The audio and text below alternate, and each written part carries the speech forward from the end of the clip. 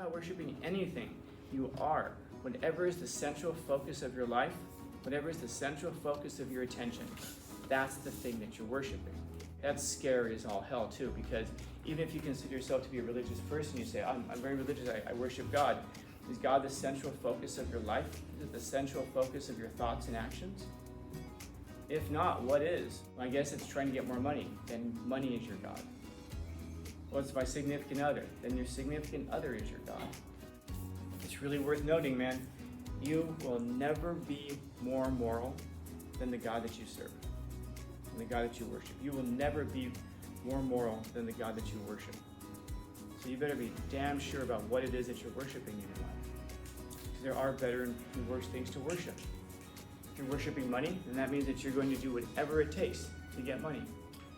If you're worshiping goodness, virtue, morality, values, then that's the central focus of your life, you probably aren't going to go very wrong, because you're probably not, it's a strange thing to say, I would do terrible things for my values. Maybe probably not. Although you will find in life that we do oftentimes behave in terrible ways for beautiful things. But just understand what it is that you're saying.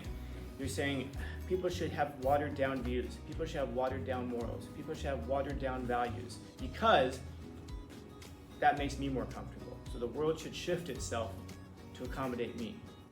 There's a word for that. It begins with an N, ends with narcissism.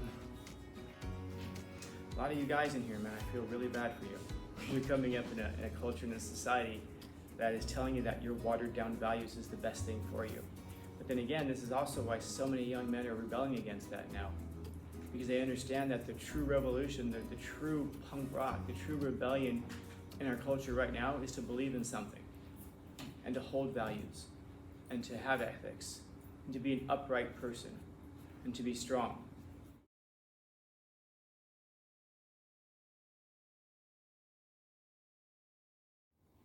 And that's the thing about evolving religions. You can see those kinds of things built into it. And again, she's an anthropologist. Specifically, she studies the religions of cultures around the world over time. And so this is one of her observations, that God's always behaved like the people who make them. And now, that's kind of the literal stance. Going back to like what you guys were saying about looking at it metaphorically, and that statement that like to fall in love with a person is to create a religion with a fallible God. When we fall in love with a person, we elevate them almost to God-like status. There's almost nothing that they can do that's wrong that we don't overlook. If we're in love with a person, we're just like, they're so perfect the way they are. Yeah, but they're a lying piece of crap, right? Well, they're doing it to protect me, or they're doing it to protect things they love. Who cares why they do it? They're a lying piece of crap, right? And then we get the line, you just don't know them the way I do. Okay. And maybe you don't know them the way that the rest of the whole entire world knows them. But you'll learn. You'll learn. Hopefully sooner than later. Hopefully when it hasn't cost you a lot, but you will learn.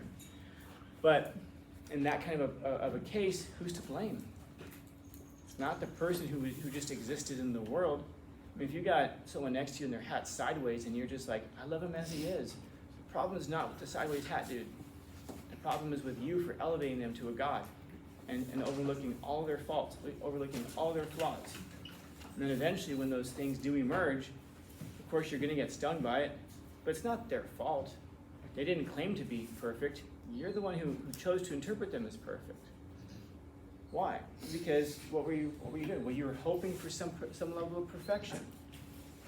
Why? Because what is it that God will ultimately serve?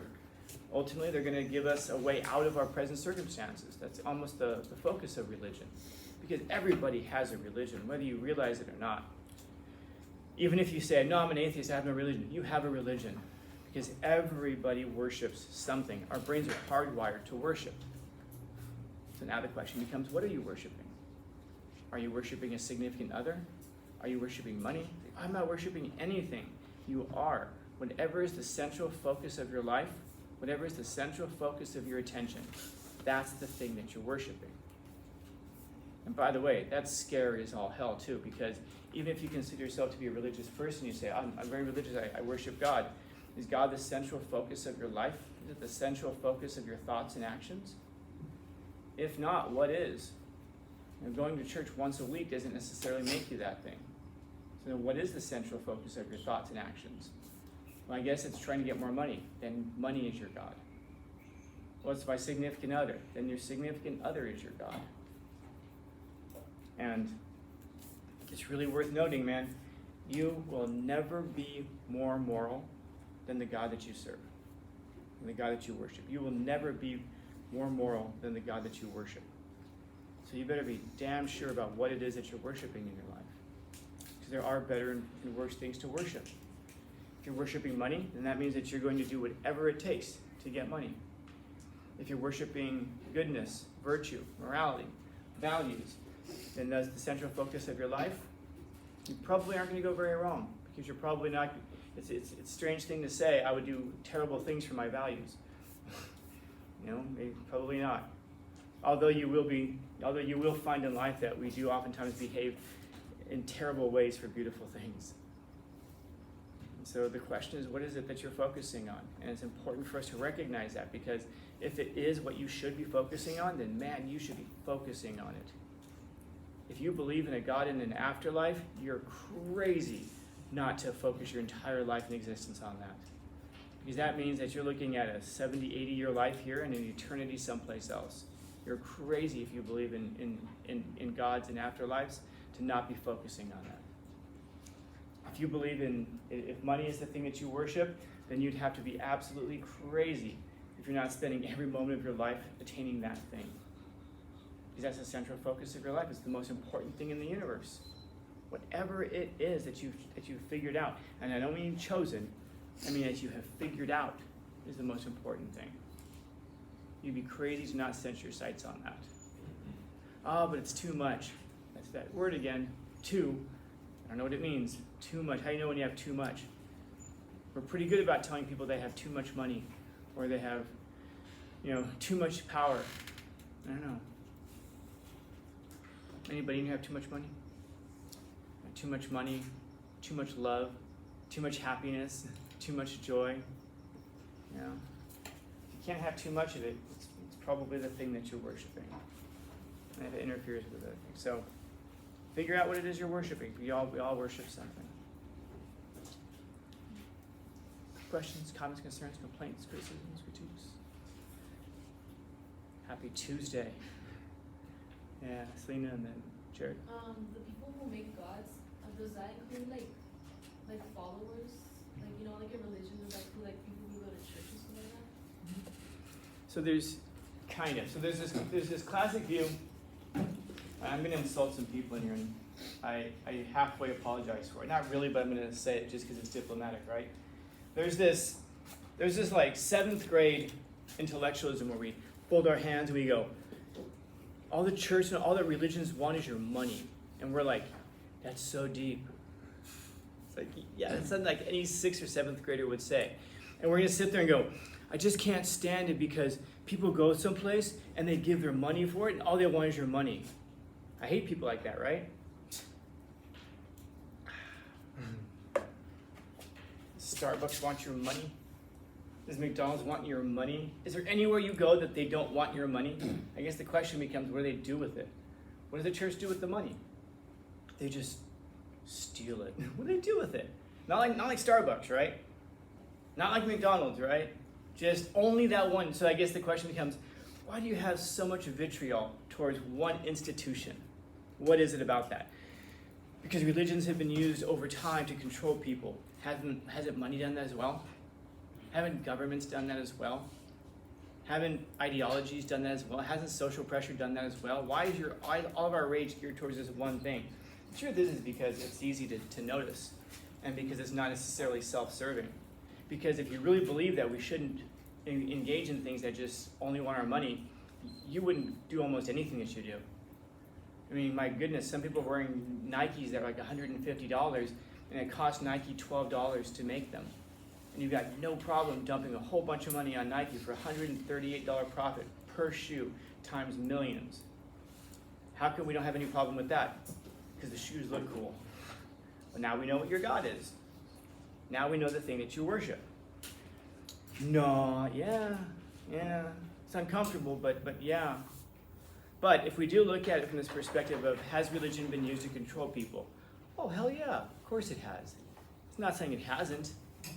I don't know if anybody thinks it's strange that all of a sudden the idea of indulgences and purgatory all of a sudden pops up out of nowhere in Catholic doctrine at exactly the time that they're leading the Crusades and need a whole bunch of money to go fight that.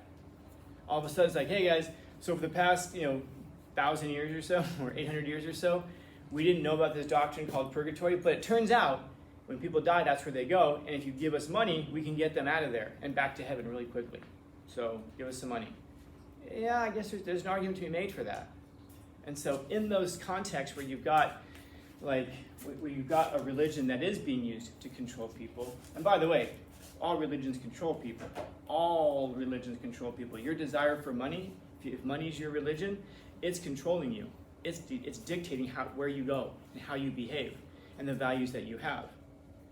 If you're a Muslim, it is controlling your behavior. Everybody, religions control. That's kind of the focus of it, because if you had absolutely no belief system at all, think about how you'd behave. And so, let's just say you've got this religious system, and some religious leaders have taken control of it, and they say, okay, so now this is what God wants from you. God wants you to give us all of your money. God wants you to be here every day, because the more often you're in church, the easier it is to control you. I don't know if there's think about that. Imagine if there was an institution here in the United States where we force you to go to 8 hours a day for 5 days a week. Imagine if there was a place like that. And imagine how much we could indoctrinate you and control your minds if only we had a place like that. And let's say we made you go there, force you to go there for 12 years straight. Man, can you imagine what we could do to your minds? So maybe forced attendance helps to control as well. Money again, give us all of your money, give us all of your time, take away, remove you from your families for an extended period of time, because then that gives us control. And what kind of control does it give us? Well, obviously financial control, but ultimately what these things create is a political control, which is actual absolute control, meaning determining the course of the world. And so you can be a believer in the system, going back to your question. You can be a believer in that system because you just don't think of the people who run the religion being that way. And you could be you could sit there and go, I truly believe in this. You could be a true believer. You could be wrong, you could be right, but you could be a true believer. And so that would, the whole idea creating the idol, that would be the people who are creating it, the leaders. But the people who follow it, if they don't know any better, they don't know any better. You don't know what you don't know. I guess we could ask the question, should you know better? Yeah, I suppose so. But there's a lot of shoulds in the world. Does that answer your question? Yeah. Okay. More than you wanted me to? Yeah. If these religions are created by man, then how can we believe it? And how do people come to believing a religion and worshiping it so much? Is it because it's a reflection of the ideals that they gained through the environment they grew up in? For example, with I don't know if it's I don't know what the exact word is, but the Nordic religion, it was a Satro, where their whole ideal was it was a warrior-like thing, right? The more people they kill, the more strong they are, the more they'll go to, I don't remember what their heaven was called. Valhalla. It's not in a literal sense, but is it an excuse just to kind of validate your sick ideals? You know what I mean? Or not exactly sick ideals, but ideals that you want to worship so much. I know there's a lot of supporters behind I guess Christianity, because they do believe in God, they do believe in a heaven or hell. But then at the same time, a thought that I have often is how many of these people are hiding behind this religion because they're scared to think what they believe in on their own. They kind of need it as a shield.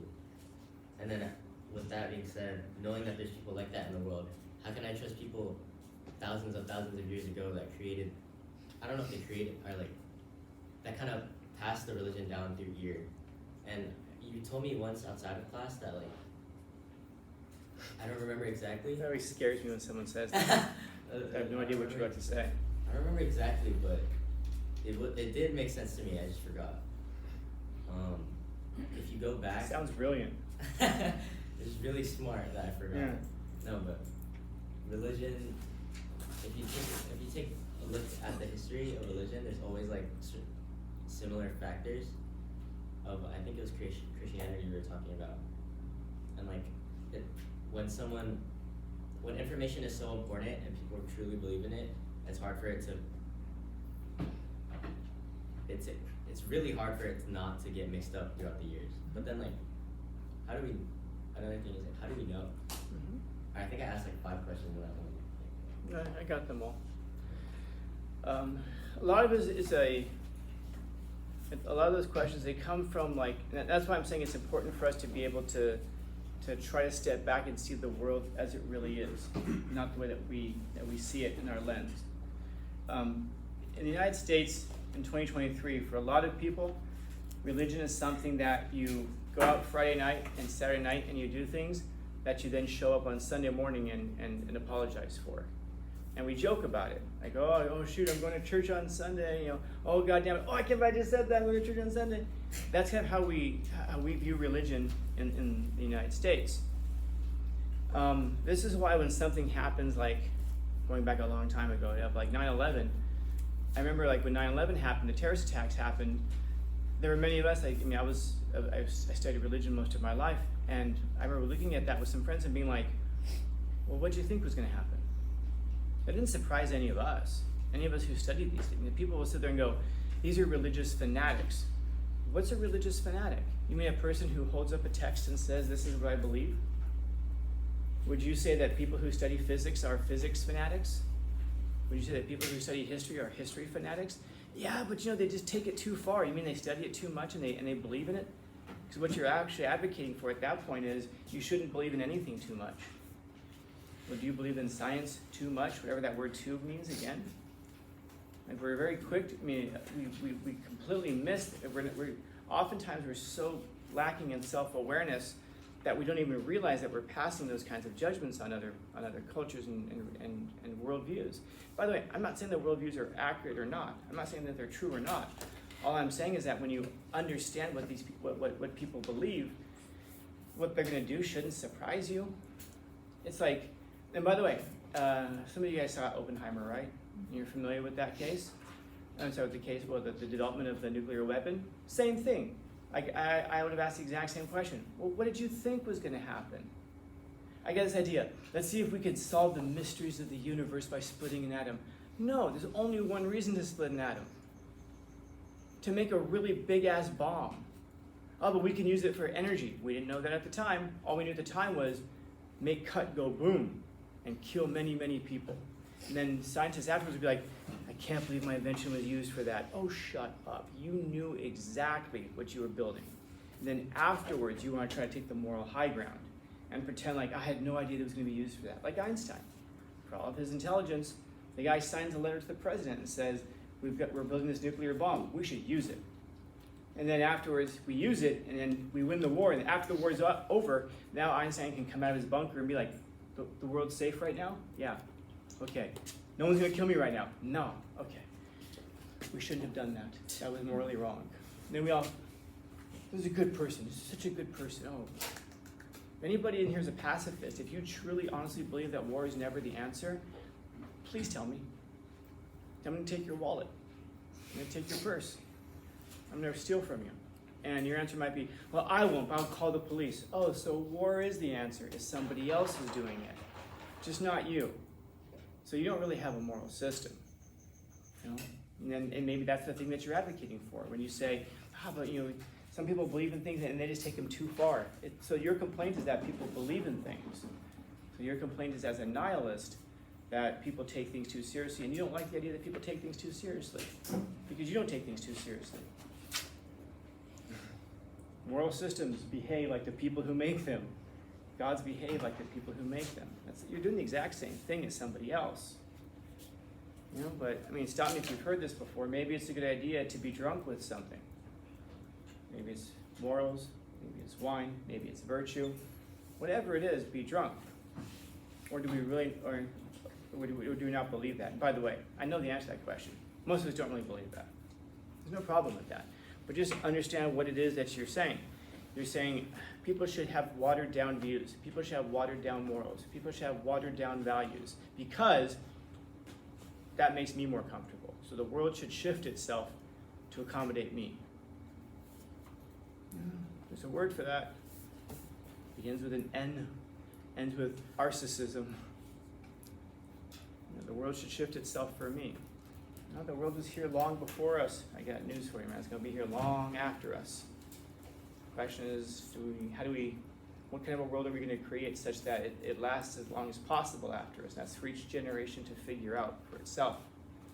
Do watered down values, do watered down morals actually help you as a person? A lot of you guys in here, man, I feel really bad for you. You're coming up in a culture, in a society that is telling you that your watered down values is the best thing for you. But then again, this is also why so many young men are rebelling against that now.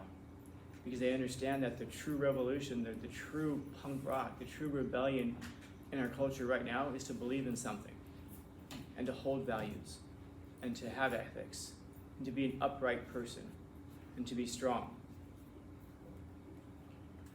And so we cling to it, some people do, and it turns out, strangely enough, that their life is made better by that. And so we have to be careful because oftentimes we ascribe it to it's just stupid people who believe these things. And yet at the same time, we don't realize that we're believing in some stupid ideology ourselves. It's so easy to see it in other people. And all that we're really saying is, I don't like that. Oh, they take their religion too seriously. You mean you don't like it? Why? Why is it that we can think that people take their religion too seriously, but then not see the effects that us taking our ideology too seriously has on society? We're so quick to condemn the other side and not realize the impact that our side is having on the world. And I guess it's a hell of a question. Is the world made better by it? Genuinely? Honestly? But I just don't like it. Okay. Call it what it is. We should call things by their proper names. It makes matters so much simpler. We got 3 of your questions in there. So to recap,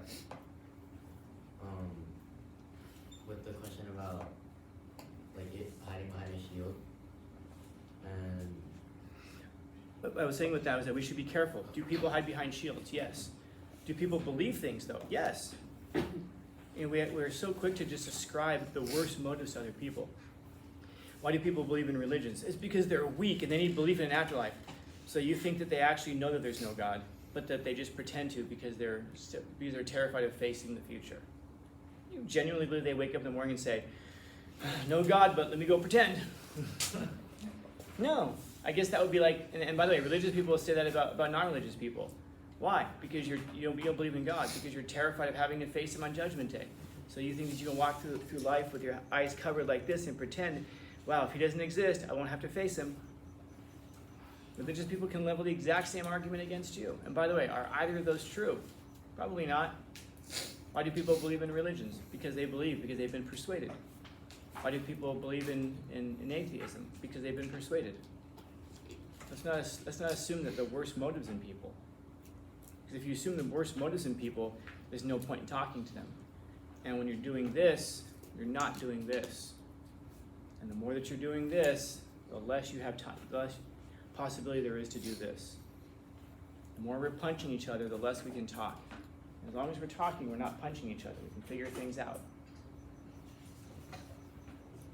and would you